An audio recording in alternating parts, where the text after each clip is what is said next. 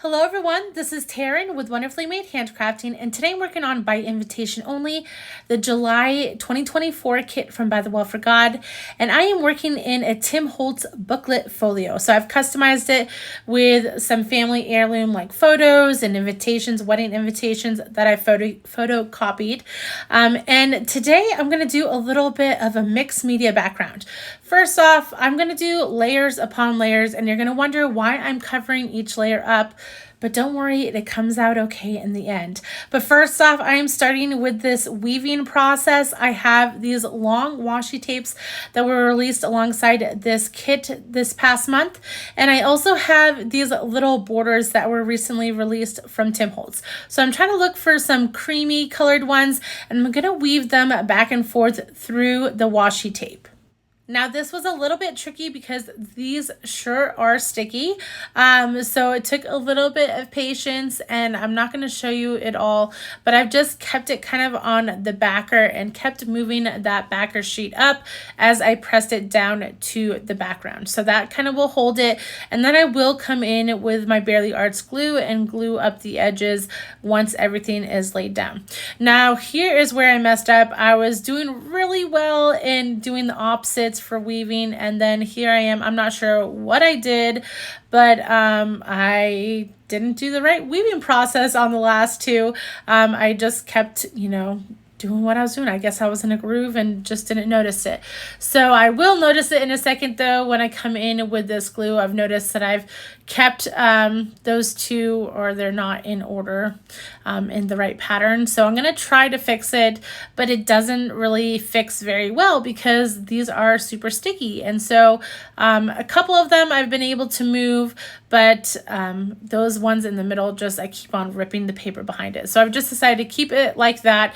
Oh well. And then I'm going to come in with this 49 in Market washi tape.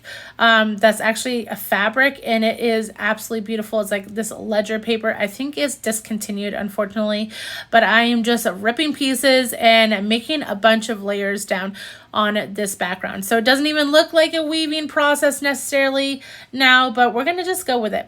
I also have this stencil that I really wanted to use, and at first I was going to grab the opaque texture paste from Tim Holtz, and so that's what I grabbed. But then I went in and got the Finnabair sand. It's like a grit paste, and so I was just wanting some more texture. I was like, why not? I have this huge jar. Let's use it. However, I kind of wish I went with the opaque texture paste. You'll see here in a second, it just dries clear. So this was the next day. It dries clear. It's hard to see. And so I'm coming in with some distressed crayons and trying to grunge it up so you can really see that stencil line pop. But it takes some patience. It takes some work. This is what mixed media is. It just is keep on going until you like it. And so we're just going to keep on trucking here. So I'm rubbing it in with my hands and a little bit of water. And then I come in with a towel and just kind of, plop some of the distress crayon up. And then I wanted to try out this new spritz, but you'll see I end up basically covering it as well, but it is a really cool product. I was a little concerned right here because it's so creamy and light on the right hand side of this junk journal, and so I was a little worried because it was so dark on the left hand side. And so I come in with some white gesso, but then I didn't like how it was white and cream, and so I'm gonna dry that up and then add a little bit of Distress Oxide. I don't even necessarily know what brown this is on the brush. I just constantly have brushes on the side of my desk with brown colors of Distress Oxide that I have previously used. So anyways, now I'm looking at a focal point for the left-hand side of this page. And at first I thought I was going to use this picture of the bride and groom's feet that was part of the goodie bag alongside this kit, but I just wasn't loving it. I'm not sure. It just kind of blended too much in with what I was doing in the background. And so I decided to come in with this frame that I previously made, actually for a completely different spread that I plan on working on, but I decided it would probably work better on this spread, and I'm gonna back it with some really pretty florals from the kit and also some vellum pieces and some cheesecloth as well. So we're gonna really make this a mixed media background. You won't really be able to see much of the background here, but I think it turns out really pretty in the end. So on the left-hand side, I have my parents' wedding photo, or one of them, and then on the right-hand side, I have my grandparents' wedding invitation.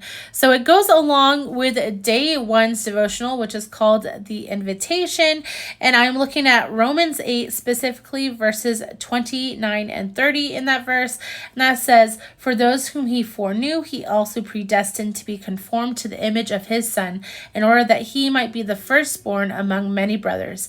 And those whom he predestined, he also called, and those whom he called, he also justified, and those whom he justified, he also glorified." So as you can see here, I decided to add some more purple to this background because we have so much purple going on and with the florals, and also because this whole book is colorful and it just kind of looked a little bit weird to have no color on this page besides the florals, and so adding that purple really pulls everything together, I feel like. So I'm adding these vellum pieces like I talked about before, and I'm adding just a couple little dots and lines with my Posca paint pen, and then I'm gonna pop this up with some pop dots and make this stand out. Luckily, this is, a booklet folio, so it has a lot of give in the spine, and so I'm only putting one signature in there, so it's only like 4 spreads basically, and so I have a lot of room. So I've put that down there. Now I'm going to tuck this cheesecloth, or you could use mummy cloth, behind everything. I just wanted to fill it in a little bit. It looked empty without something on the 2 sides that didn't have anything, so this really makes it full and nice. So I'm just tucking it in with some tweezers that I have, and then I'm going to focus more on the right hand side of this page. So I had this sequin tool from my A House of Books subscription when I used to do that. And so I liked how it kind of brought the gold to the right-hand side of the page. And I also had stamped out this postage stamp from the Postage Stamp Set from By the Well for God previously as a placeholder, but I wanted to see what it would look like colored in with some watercolor pencils. So I'm testing it out here, and then I end up putting it on that little sequin tool piece, but I just wasn't loving the bright colors on that side. I wanted to tone that side down a little bit as well, because all of those neutral backgrounds that I did in that mixed media background on the left-hand side. So I'm going to stamp it out again. I love this oval one, and I'm going to just fussy cut around it. Now, I wasn't super fussy and getting all the little, postage stamp edging. I just kind of cut it really close so you wouldn't be able to tell that I didn't get into those nooks and crannies.